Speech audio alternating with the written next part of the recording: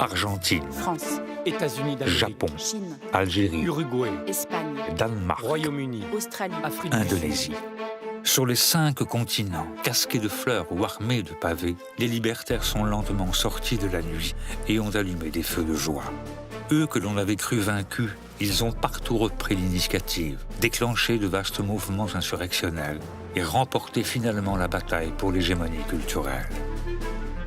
Mais gagner les batailles n'est rien pour eux si l'on ne gagne pas la guerre sociale. Or, dans les années qui suivent 1968, les anarchistes vont découvrir un nouveau péril, non plus celui de disparaître, mais celui de s'aliéner.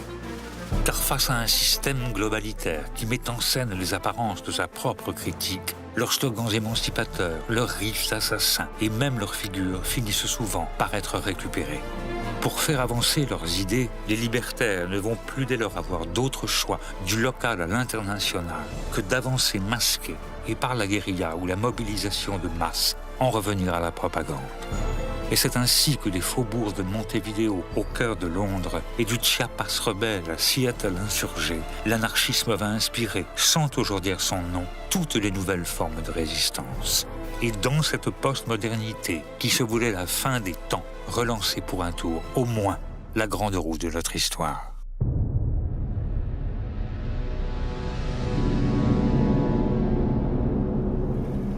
Que l'année 68 ait été une répétition générale ou une révolution manquée, il n'en reste pas moins qu'elle aura laissé comme un goût d'inachevé sur la langue des révolutionnaires.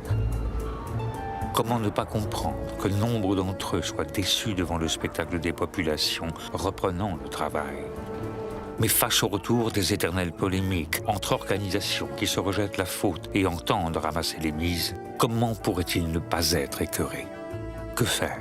Comment continuer le combat?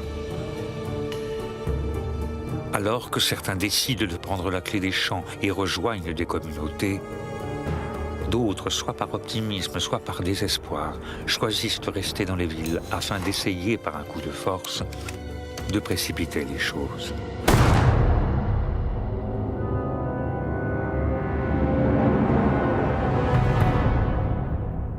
Pour les anarchistes, tout commence en réalité en Uruguay, en 1965, quand Abraham Guillen, ancien combattant au sein d'une division anarchiste en Espagne, mais aussi diplômé en sciences économiques, qui a participé à toutes les tentatives insurrectionnelles de l'après-guerre, publie son livre « Stratégie du guérilla urbaine ». Pour comprendre la nouveauté de son ouvrage, il faut se souvenir que depuis le triomphe de la révolution cubaine en matière de lutte armée, c'est la théorie de Che Guevara, dite du foquisme, qui recueille toutes les faveurs des révolutionnaires. Les guerrieros doivent partir dans les montagnes et dans la jungle pour créer, aux côtés des paysans et des indigènes, des foyers insurrectionnels. Cette théorie, qui a pu montrer son efficacité dans le contexte cubain, doit à tout prix, selon Abraham Guillen, être repensée pour les pays plus développés. Dans une guerre révolutionnaire, quand les masses urbaines sont plus importantes que les masses rurales, le centre de gravité de la lutte doit se situer dans les aires urbaines.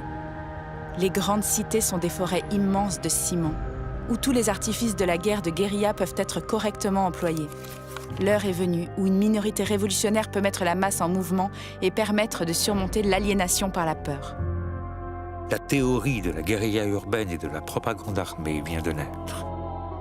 Et à Abraham Guillen de préciser: La guerra revolucionaria tiene que tener en cuenta que es una guerra en el espacio y en el tiempo, y que toda operación tiene que tener ganancia de población.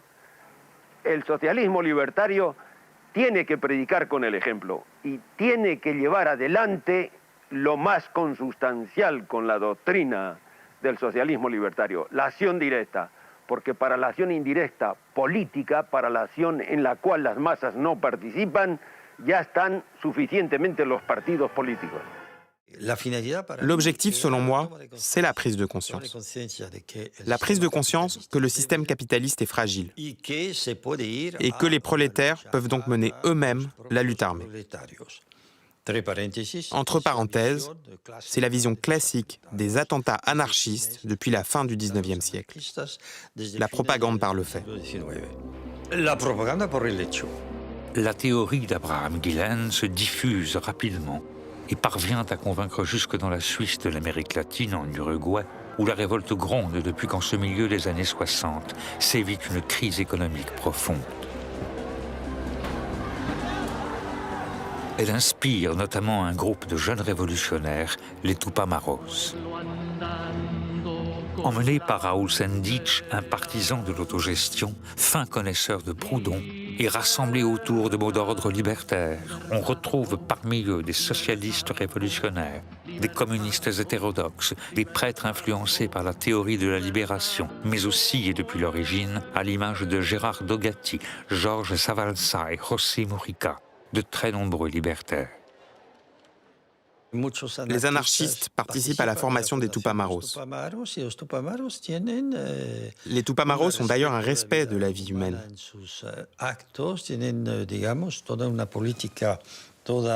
En ce sens, c'est une lutte très respectable. Les Tupamaros adoptent aussitôt la stratégie de la guérilla urbaine et de la propagande armée.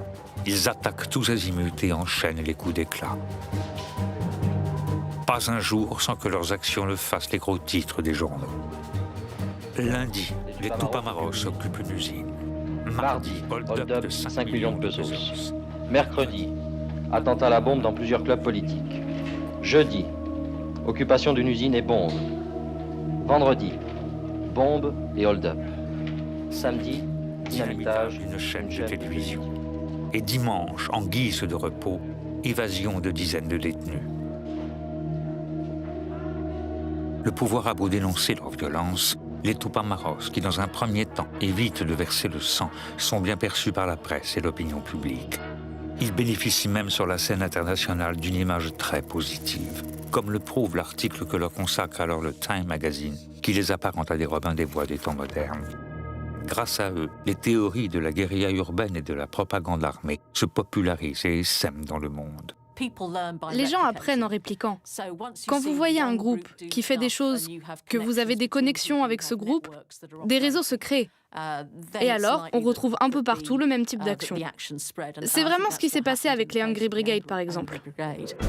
Partie d'Amérique latine, la question de la lutte armée se pose en effet à partir de 1969 à tous les révolutionnaires.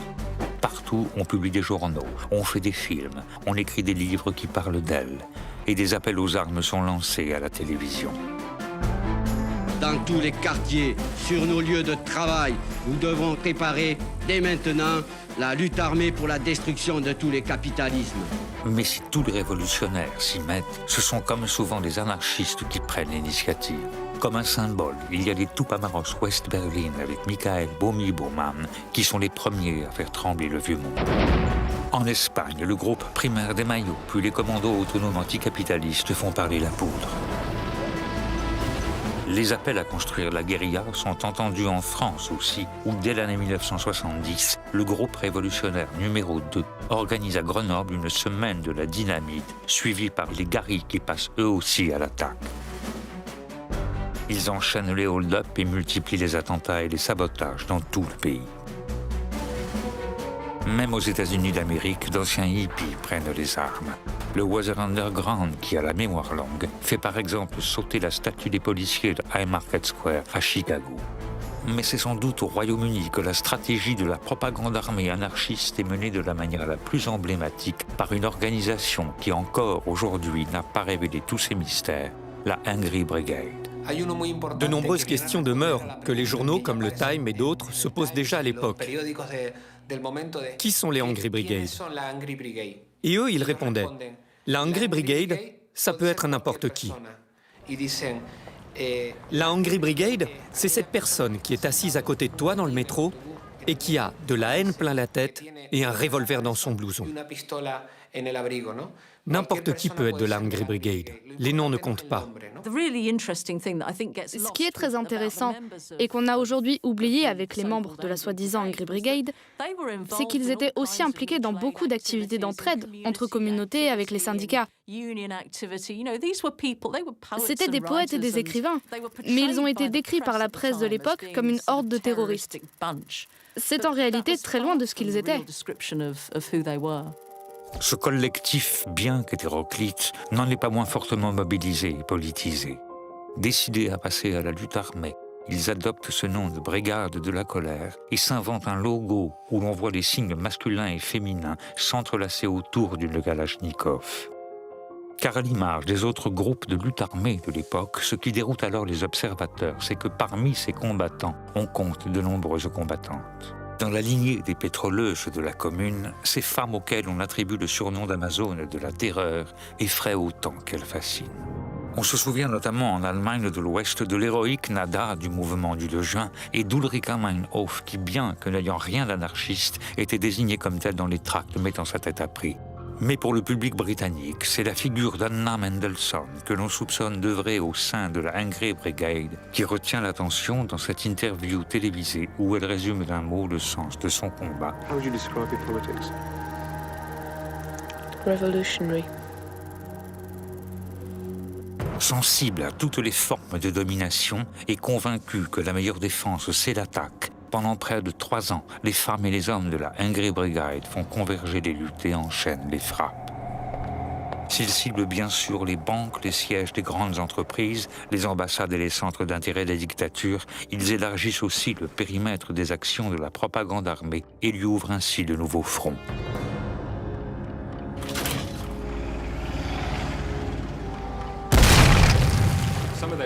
Certaines de leurs cibles étaient assez inhabituelles.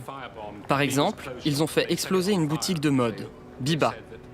Ils disaient que Biba était un symbole de la société de consommation et qu'à ce titre, elle devait être brûlée. Pour bien se faire comprendre, les actions symboliques de la Angry Brigade sont systématiquement accompagnées de communiqués explicatifs. Frères et sœurs, quels sont vos désirs réels ? Aller au drugstore pour vous asseoir avec l'air distant, vide, ennuyé en buvant un café sans goût, ou bien alors le faire sauter ou le faire brûler. La seule chose que vous puissiez faire avec ces maisons d'esclavage modernes appelées boutiques, c'est les démolir. Le capitalisme, le profit, l'inhumanité ne se réforment pas. Il faut les frapper jusqu'à les détruire. Révolution. La logique derrière cela, c'est de s'adresser à un public qui va comprendre les raisons pour lesquelles vous menez vos actions. Mais le risque, évidemment, c'est que vous allez aussi laisser de côté tous ceux qui ne ressentent pas de colère et ne peuvent pas comprendre la symbolique de vos actions. Afin de ne pas se couper de la population, les guérilleros urbains de la Angry Brigade s'efforcent de ne pas faire couler le sang. Et alors même qu'ils frappent jusqu'aux portes du pouvoir avec une campagne de lettres piégées envoyées aux journaux conservateurs, aux grands industriels et aux ministres, fidèles à la stratégie de la propagande armée, ils ne feront jamais aucune victime. Ils n'ont jamais tué personne. Ils ont fait quelques blessures, mais pas très sérieuses. La propagande par le fait devait toujours être symbolique.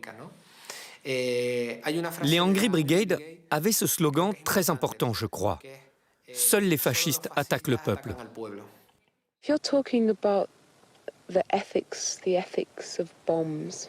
Et Anna Mendelssohn de confirmer. You're saying that bombs are very dangerous things. Bombs can kill people, and killing people is not what we want, right?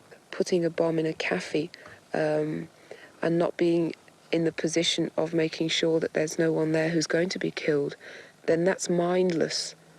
I mean, that's nothing to do with trying to make a hit at property which the ruling class own and which actually keeps them in power. Et pourtant, comme au XIXe siècle, la peur s'empare des cercles dirigeants. On commence à déployer un formidable arsenal, on vote des lois, on crée des unités spéciales comme la Bomb Squad au Royaume-Uni. Et grâce à la toute nouvelle informatique, on met en fiche les populations. En Europe et dans le monde, la chasse aux guérilleros urbains est donnée. En Uruguay, par exemple, le pouvoir se rigidifie et les autorités multiplient les actions de contre-insurrection. Des coups de filet sont lancés qui permettent d'arrêter les figures du mouvement Tupamaro, comme ici Georges Savalsa. L'usage de la torture se généralise et les escadrons de la mort sont lâchés aux trousses des révolutionnaires. Et cette répression spectaculaire a elle aussi des répliques et fait, elle, en revanche, des victimes. En Allemagne de l'Ouest, Georges Van Rauch, l'un des fondateurs des Tupamaros Ouest-Berlin, est tué par la police, devenant le premier martyr de la propagande armée. En Espagne, le guerriero libertaire Salvador Puig Antich est exécuté au Garroville dans la prison Modelo de Barcelone. Et au Royaume-Uni, quelques prétendus membres de la Angry Brigade, dont Anna Mendelssohn, sont arrêtés. On leur fait un procès, le plus long de l'histoire britannique, et bien qu'aucun ne soit reconnu coupable pour les bombes ou les lettres piégées, on les condamne à de très lourdes peines de prison. Les limites de l'action clandestine et de la propagande armée sont atteintes. Et alors même que les anarchistes avaient été les premiers à en faire l'apologie, ce sont aussi des libertaires qui commencent à en faire très tôt la critique. C'est un problème de où, comment et pourquoi on fait un attentat. Si c'est pour paralyser le capitalisme, ça peut valoir la peine. Mais si c'est un attentat seulement spectaculaire, parce que l'attentat suppose une profonde inégalité entre ceux qui ont la capacité et le savoir-faire des bombes et les gens du commun, ceux qui vont au travail et qui n'ont rien, à part, bien sûr, leur capacité de grève. Tout ça me semble donner une espèce d'idéal héroïque, guerrier, à des mouvements qui peut peut-être remplacer le lent travail ingrat d'organisation, de formation, de culture. Il y a une certaine impatience révolutionnaire qui fait qu'on imagine qu'on va frapper l'ennemi au cœur en mettant une bombinette ici ou là, mais qui, à plus en plus informés, ont rarement réussi à déclencher un quelconque mouvement social. Devant les caméras, quelques jours avant son incarcération, Anna Mendelssohn elle-même admet la relative inefficacité de la seule stratégie de l'attentat. What has that series of bombs proved to Britain? Yes. What is it? What is the achievement of the Angry Brigade, in your opinion?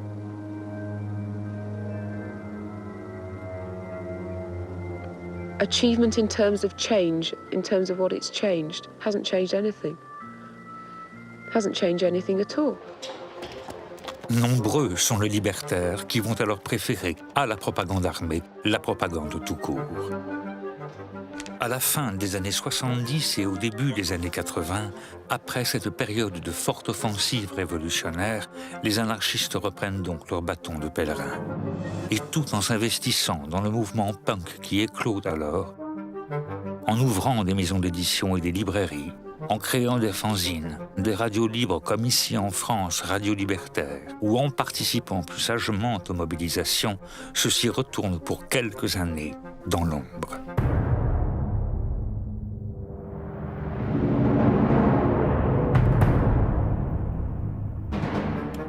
Avec la chute du mur de Berlin et l'effondrement de l'URSS, le capitalisme triomphe. Il peut à loisir se globaliser et entamer sa dernière mue. Il renforce ses institutions et généralise son offensive contre les corps, les cultures et les paysages. Le monde devient un marché unique et global auquel rien ne doit échapper et dans lequel tout est désormais soumis à ses lois. There is no alternative, dit-on à ceux qui osent s'interroger. Cette intensification du vol des richesses et des ressources est le résultat de ces nouvelles stratégies globales. Et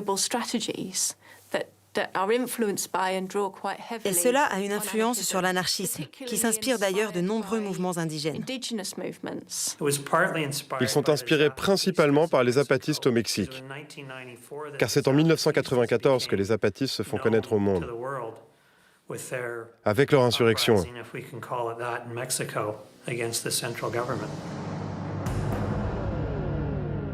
Le 1er janvier 1994, au crépuscule du matin, une armée en guenilles et haillons s'est levée.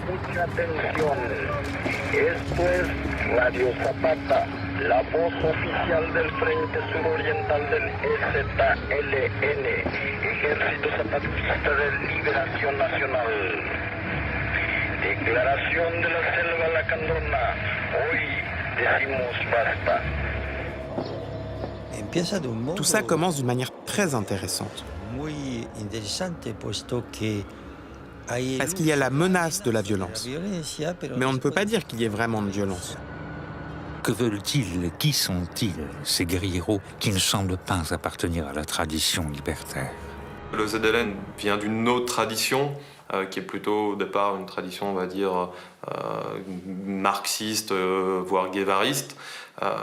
Cela dit, c'est une organisation intelligente et qui a su prendre en compte à la fois le milieu dans lequel elle s'est développée, donc à savoir le Chiapas, qui est une région fortement indigène, et donc s'inspirer un petit peu des pratiques, des traditions de la région, et puis en même temps aller rechercher aussi dans l'histoire du Mexique.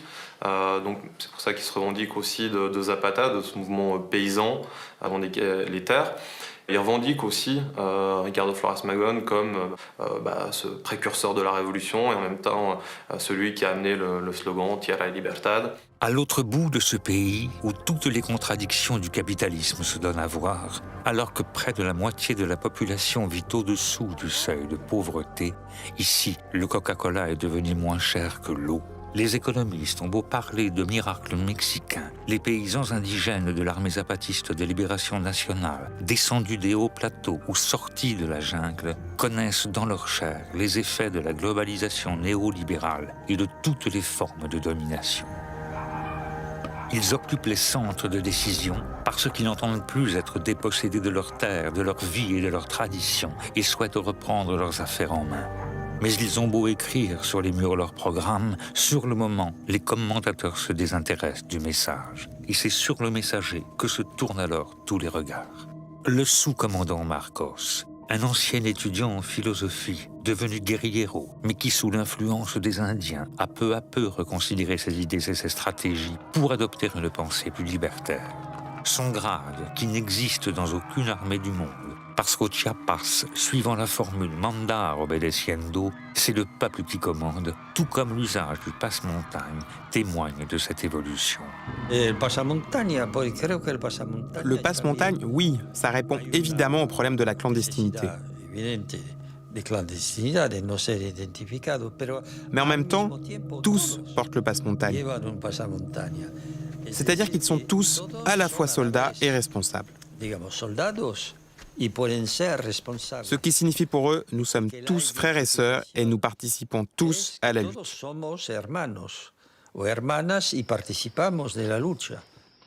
Que entre el ZLN y cualquier otro, pues en este caso la segunda o tercera cabeza, según fuera tocando, se pusiera un pasamontañas y dijera, pues yo soy Marcos, el otro Marcos no se murió, aquí está, soy yo. Pero también y sobre todo de que cualquiera pudiera ser Marcos. Cualquiera, aunque no tuviera un arma, aunque no estuviera en las montañas del sureste, o aunque no escribiera como Marcos, podía ser Marcos. La véritable originalité du mouvement zapatiste dépasse les symboles et les individualités. Elle réside dans l'exemple qu'il donne d'un autre monde possible. Car l'expérience qui a commencé ici à la suite de l'insurrection et s'étend sur un territoire de la dimension d'un pays mobilise plus de 250 000 personnes et représente l'une des plus longues et des plus importantes expériences d'autogouvernement collectif de l'histoire moderne. Libre accès aux ressources naturelles, sociétés coopératives, assemblées de femmes, conseils de bon gouvernement, abolition des prisons, universités autonomes, hôpitaux gratuits. Dans cette partie si isolée du monde et si dure à la vie, ces hommes et ces femmes, depuis toujours humiliés et méprisés, mêlent pratiques ancestrales et innovations politiques en essayant, malgré les adversités, de redessiner un monde à leur image grâce à la mise en œuvre à tous les niveaux d'une réelle démocratie directe. Ils utilisent des formes d'organisation anarchistes, dans lesquelles on retrouve des assemblées de parole, où les gens mandatent une personne pour coordonner les activités du groupe. Mais elle ne fait que porter la parole de ce groupe et ne prend pas de décision à sa place. Ce qu'ils veulent, c'est une société dans laquelle tout le monde aurait le même pouvoir et le même bien-être, sans qu'il y ait une autorité au-dessus d'eux. Voilà, c'est ça. Voilà ce qu'est l'anarchisme. C'est pour cela qu'on utilise le terme de contre-pouvoir. L'anarchisme n'est pas une stratégie anti-pouvoir, c'est une stratégie de contre-pouvoir. Décentraliser et redistribuer le pouvoir. C'est pour ça que je considère le mouvement zapatiste comme appartenant à la tradition libertaire et anarchiste. Mais eux, de manière très saine à mon avis, se méfient et refusent les étiquettes. La geste des zapatistes redonne espoir aux révolutionnaires du monde qui se coordonnent au sein du jeune mouvement altermondialiste et viennent au Chiapas pour participer aux assemblées régionales, aux conférences internationales et jusqu'aux rencontres intergalactiques organisées par le ZLN. La grande réussite également du Chiapas, c'est d'avoir mis l'accent sur l'international et la mondialisation, et donc permis à tout le monde de se retrouver dans la lutte des Indiens, pour peu qu'on ne cloue pas le bec aux Indiens. C'est-à-dire qu'on commence d'abord par les écouter et ensuite les suivre, et non pas les précéder comme une avant-garde. Et donc, le mouvement zapatiste a réussi son pari, effectivement, de fédérer tous les mouvements révolutionnaires, à commencer par les libertaires, à cause de son horizontalité. C'était un exemple d'une manière différente de faire les choses. Depuis la chute de l'Union soviétique, que l'on soit pour ou contre, les gens se cherchaient un nouveau modèle. Mais cet exemple est considéré comme une menace.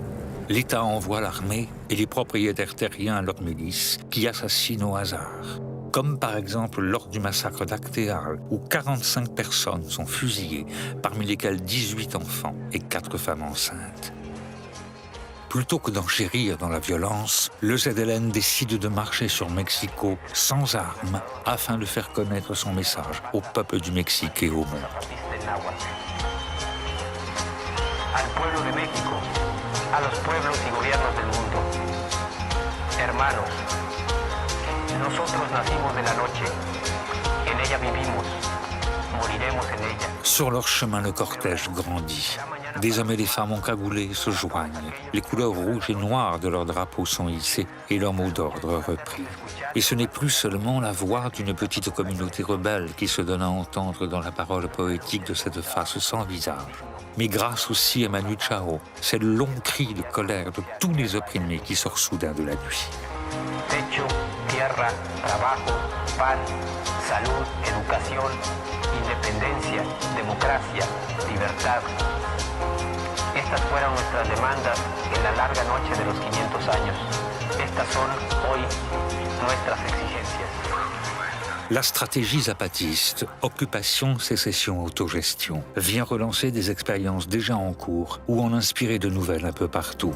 Dans le centre des empires contre les grands projets inutiles et leur monde, comme à la ZAD de Notre-Dame-des-Landes, dans le berceau de la civilisation occidentale, comme à Athènes où le quartier d'Exarchia s'insurge contre les politiques d'austérité, ou au cœur même des combats, comme au Rojava où les Kurdes, pris en étau entre les mercenaires fanatisés de Daesh et les armées régulières du pouvoir autoritaire turc, font tout à la fois la guerre et la révolution.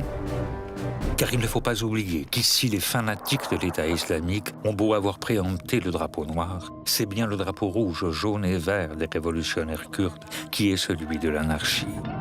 L'expérience confédérale et démocratique que les 6 millions d'habitants du Rojava mènent depuis bientôt 10 ans est en effet une révolution à la fois écologique, paritaire et libertaire.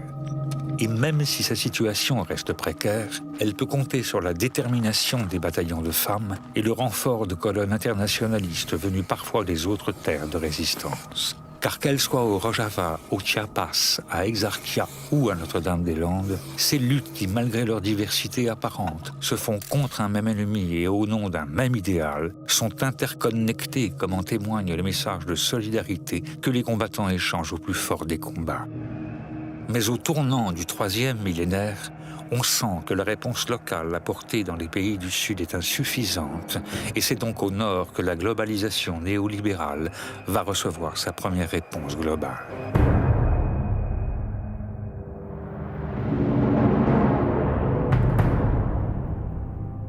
C'est bien sous l'œil des caméras des chaînes d'infos en continu et au cœur de la première puissance mondiale que le 3e millénaire commence, avec l'attaque d'un Trade Center.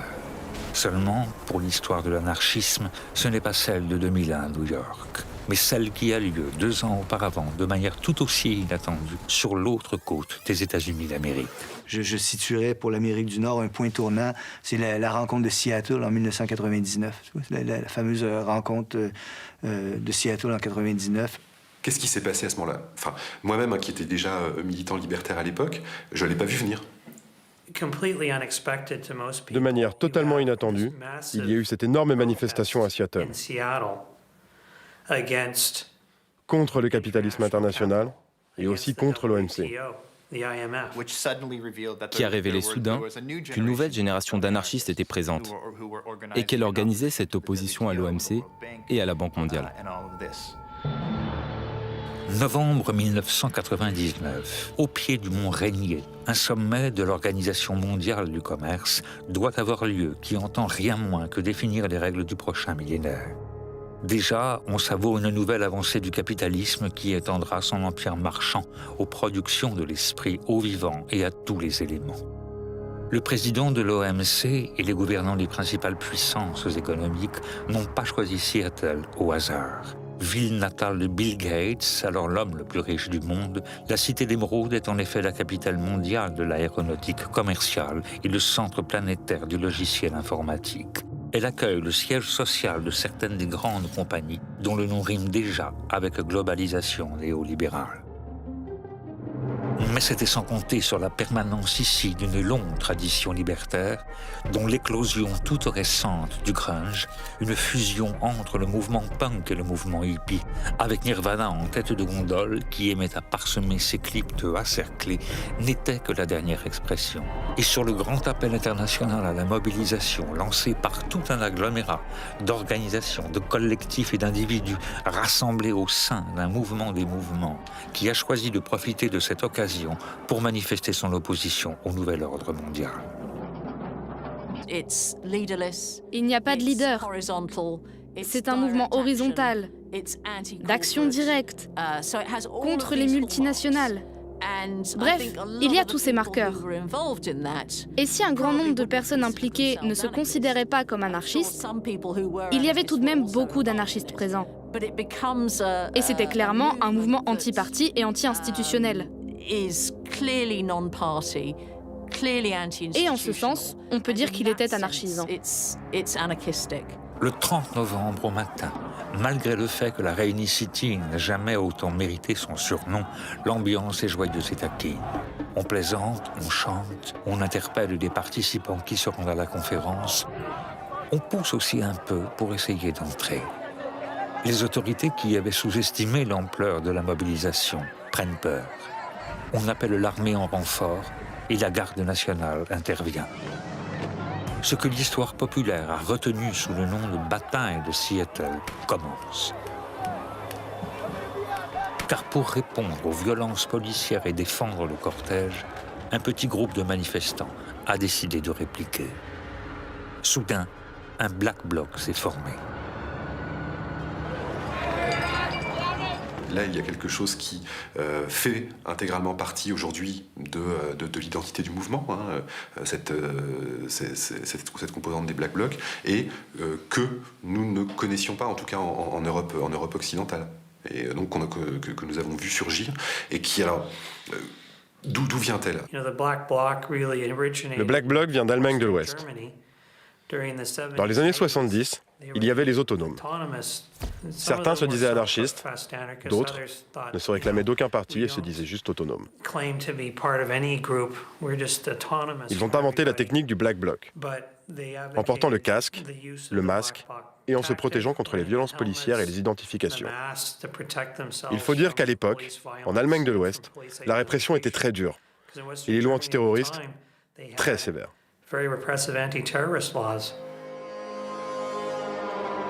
Si le Black Bloc, qui désigne une stratégie et non des individus, existait déjà depuis longtemps, c'est bien ici et ce jour-là qu'il se fait connaître au monde.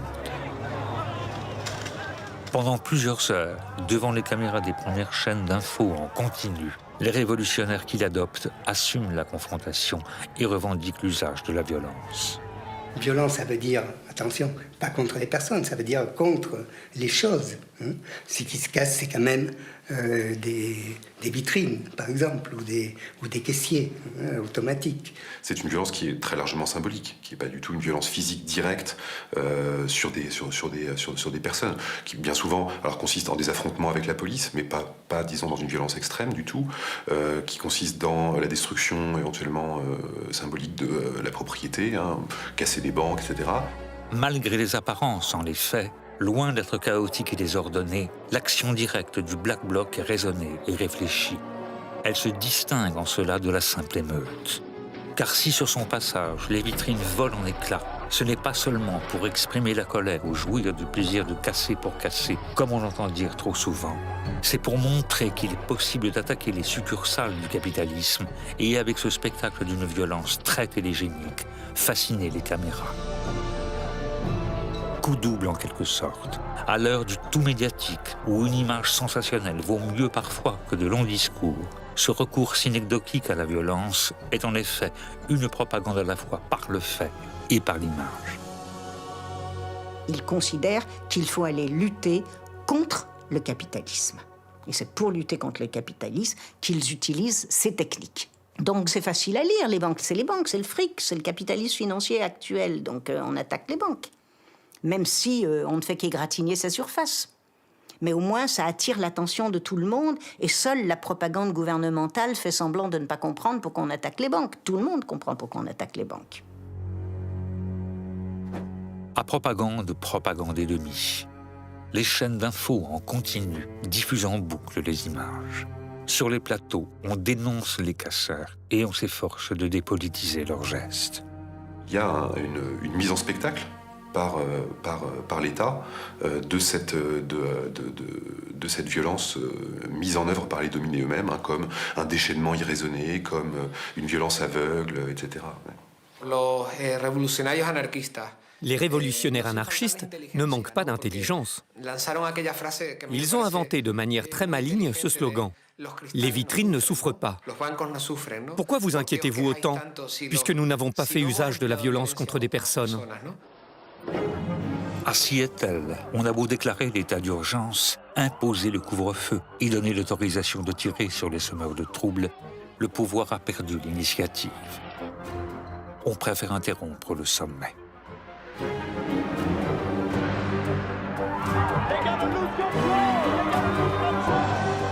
Grâce à l'action inattendue et décisive du Black Bloc, la bataille de Seattle est gagnée. Étonnamment, ça a été un succès. On a vu qu'il était possible de faire reculer le pouvoir et que l'autorité ne pouvait pas se maintenir avec seulement la police dans la rue. L'autorité était sapée parce que c'est une question de foi, juste une question de foi. Et depuis lors, il y a eu de telles manifestations partout dans le monde. À Gênes, Naples, Québec. Ça a explosé partout où les gens étaient en conflit avec l'autorité. Dans les années suivantes, sur tous les continents, l'ombre du Black Bloc plane sur les grands sommets qui se claquent murs et se barricadent. Il faut dire qu'à la suite de Seattle, son ombre n'a cessé de grandir. Sa présence devient de plus en plus massive dans les manifestations, son action rapide et efficace, et ses images toujours plus fascinantes. Le phénomène est tel qu'en 2012, l'émeutier devient le personnage de l'année de Time Magazine. Comme à la fin du 19e siècle, dans les cercles du pouvoir, on parle à nouveau d'une internationale noire. Et l'on met tout en œuvre pour que Seattle ne puisse plus se reproduire. On s'est servi de Seattle pour justifier des recherches dans le domaine des nouvelles armes. Aux États-Unis, par exemple, il y a eu des recherches sur des armes non létales, comme ils disent. Des ultrasons, des lasers, tout ce qui pourrait être utilisé dans des manifestations contre les manifestants. Et on a commencé à voir la police se comporter comme une armée. Les forces de l'ordre se sont en quelque sorte militarisées un peu partout. Ce nouvel arsenal de maintien de l'ordre et de pacification est aussitôt mis à contribution. Dans toutes les grandes manifestations, avec ces armes non létales, on les borgne, mutile et occasionnellement on tue, comme c'est arrivé en France avec Rémi Fraisse, qui meurt soufflé par une grenade pour n'avoir pas voulu que l'on détruise un écosystème. Mais quand on perd le contrôle, on n'hésite pas à ressortir les armes, les vraies. Comme en Grèce, où Alexandros Grigoropoulos, un enfant de 15 ans qui participait à une manifestation, est assassiné par la police. Comme à Oaxaca, au Mexique, où le journaliste anarchiste Brad Will, qui filmait la révolte des professeurs, est tué sous l'œil de sa caméra par un policier.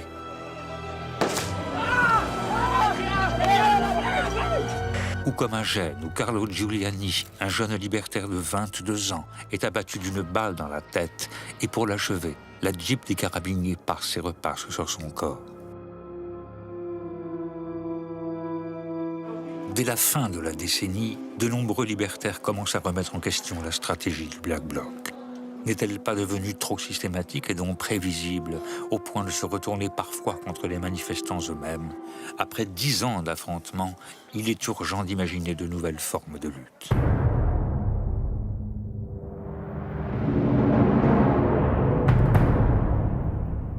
Depuis quelques années, un nouveau monde est né, Internet.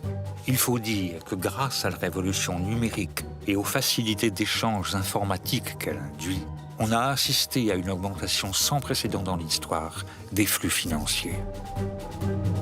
Ce nouvel Eldorado tourne les têtes des multinationales et des grands organismes bancaires qui misent de plus en plus gros sans aucun contrôle. Une bulle financière se crée qui explose en 2008, symbolisée par la chute de Lehman Brothers. On assiste à la banqueroute la plus importante de toute l'histoire. Pour la première fois depuis la crise de 1929 en Occident, des millions de personnes sont jetées à la rue du jour au lendemain et des pays entiers sont ruinés. Si des révoltes éparses ont lieu, c'est à l'automne 2011, au travers d'une mobilisation internationale, que de manière inattendue et sans toujours dire leur nom, les anarchistes vont à nouveau faire parler d'eux, avec le mouvement Occupy. C'est pour cela que ça a commencé à Wall Street. Parce que Wall Street avait ruiné l'économie mondiale, avec des fraudes massives, pour lesquelles personne ne sera jamais condamné. Ce qui montre d'ailleurs la totale inefficacité des États quand il s'agit de contrôler le capitalisme international. Aucune action sérieuse n'a été prise en ce qui concerne les responsables de ces gigantesques dévastations économiques, pour lesquelles des pays comme la Grèce, l'Espagne et ailleurs continuent de payer. Inspiré par les mouvements d'occupation des places lors des printemps arabes et du mouvement des indignés en Espagne, en organisant un gigantesque be-in au pied du temple de la finance internationale, Occupy Wall Street enchevêtre rassemblement de protestation et création d'une zone autonome temporaire. Le mouvement Occupy Wall Street, qui n'est pas un mouvement anarchiste à proprement parler, est très fortement influencé par des anarchistes. D'ailleurs, beaucoup d'anarchistes ont mis en place l'architecture de ce mouvement. Des gens comme David Graeber, par exemple, un anarchiste américain qui a beaucoup écrit sur l'anthropologie. Et d'autres encore, qui, sans se dire anarchistes, le sont dans les faits. Parmi eux, il y a aussi Carl Lann, un journaliste canadien fondateur de Adbuster et auteur du très beau design anarchique. Tom Morello, le guitariste de Rage Against the Machine, qui est aussi un militant très actif des IWW, le grand syndicat anarchiste nord-américain, ou l'éternel Noam Chomsky, qui vient y faire des conférences. Mais si toutes les tendances de l'anarchisme se retrouvent bien ici et que toutes ces tactiques sont déployées, la mobilisation a aussi la particularité d'agréger de nombreuses personnalités qui n'appartiennent pas au mouvement libertaire, mais doivent se positionner en fonction de lui. Comme Naomi Klein, Cornel West, Judith Butler, Michael Moore ou le prix Nobel d'économie, Joseph Stiglitz. Car ce n'est pas le moindre des paradoxes de l'anarchisme, au moment où ses pensées et ses pratiques se généralisent, que de se fondre et de disparaître dans le mouvement. Il s'agit d'idées et d'expériences qui doivent avoir un sens pour nos vies et qui puissent apporter des réponses à nos questions. Le problème pour l'anarchisme n'est pas de se faire connaître, mais de nous offrir une sorte de caisse à outils pour les problèmes de la vie quotidienne. Est-ce important de se réclamer de l'anarchisme? Non. Les anarchistes ne se battent pas pour un monde anarchiste, heureusement. Ils se battent pour un monde libre. Et la différence est cruciale. En venant des quatre coins du monde pour filmer l'événement, les caméras des chaînes d'infos laissent voir, non plus sur des théâtres lointains ou au travers d'une violence spectaculaire, mais dans des scènes de la vie quotidienne et au coin de la rue, ce que pourrait être une vie débarrassée des nombreuses formes de domination et d'exploitation. Car pendant plusieurs mois, ici, on médite, on discute, on rêve, on chante, on aime, on partage et on s'éduque. On abolit comme toujours les prisons, les polices, l'argent et les frontières. On imagine ensemble d'autres mondes possibles et on essaie de les réaliser maintenant.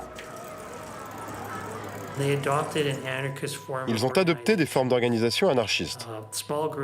Des petits groupes qui se coordonnent et essayent de trouver le consensus au travers de la démocratie directe, tout en se posant la question de ce qu'il fallait faire pour que le mouvement continue d'avancer.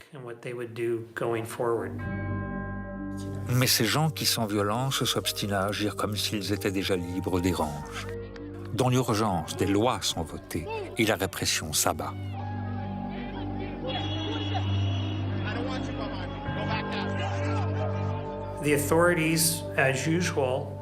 Les autorités, comme toujours, ont essayé de stopper le mouvement Occupy Wall Street. Elles ont remis en vigueur les lois contre le vagabondage et toutes ces lois du 19e siècle. Et puis la police a cherché toutes les excuses pour empêcher le mouvement. Elle a parlé de troubles à l'ordre public ou d'assemblées illégales. Elle disait qu'il y allait avoir des émeutes.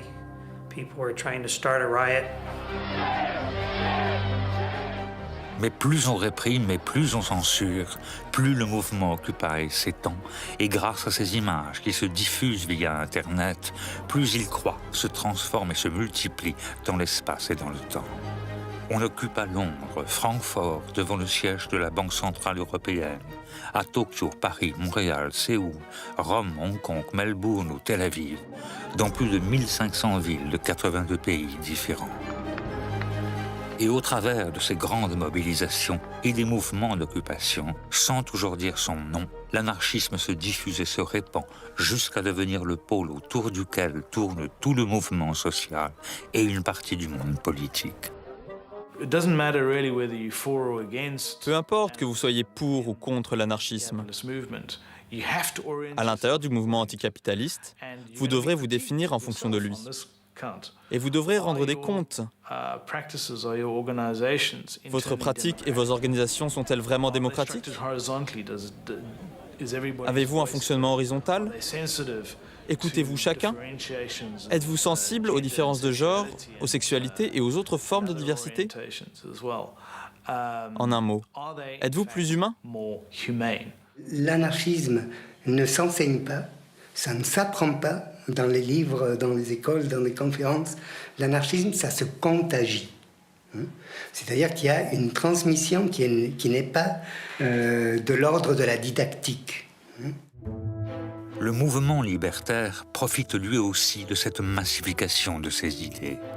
Et cette vigueur neuve tord le cou à toutes les idées reçues sur l'anarchisme. Lui que l'on avait qualifié de révolte petite bourgeoise est aujourd'hui implanté dans les milieux les plus humbles. Lui que l'on avait voulu limiter à l'Occident conquiert encore de nouveaux territoires, comme ici le 1er mai 2019 en Indonésie. Lui que l'on avait prétendu minoritaire recueille une adhésion massive, notamment de la part des nouvelles générations qui se disent ingouvernables. Et lui que l'on avait si souvent dit vaincu prouve, malgré toutes ses défaites, qu'il est plus que jamais vivant. Il y a eu beaucoup de défaites dans l'histoire du mouvement anarchiste, des défaites aussi grandes que les aspirations que ces gens-là portaient. Mais il y a une autre façon de voir l'histoire de l'anarchisme qui me semble-t-il est plus intéressante, plus juste aussi, plus respectueuse des faits. C'est qu'à travers ces grands moments qui sont des moments d'échec réel, c'est-à-dire que c'est vrai que la Commune a perdu, c'est vrai qu'en Espagne on a perdu, il y a constamment des victoires moins visibles, moins spectaculaires, mais qui sont présentes partout. Mais il est tout de même remarquable que ce que les anarchistes ont pensé, senti, promu, défendu depuis très très longtemps, est aujourd'hui présent dans beaucoup d'éléments de notre culture. L'anarchisme a eu un rôle fondamental dans le progrès des idées et dans le progrès de l'humanité en général. Mais l'anarchisme a toujours l'air d'être là et de ne pas y être. Les anarchistes semblent être partout et en même temps, on se demande tout le temps, mais où sont les anarchistes? L'anarchisme ne disparaîtra jamais parce qu'il appartient à l'être humain. Chaque fois que quelqu'un se demandera pourquoi il faut obéir, il y aura de l'anarchisme.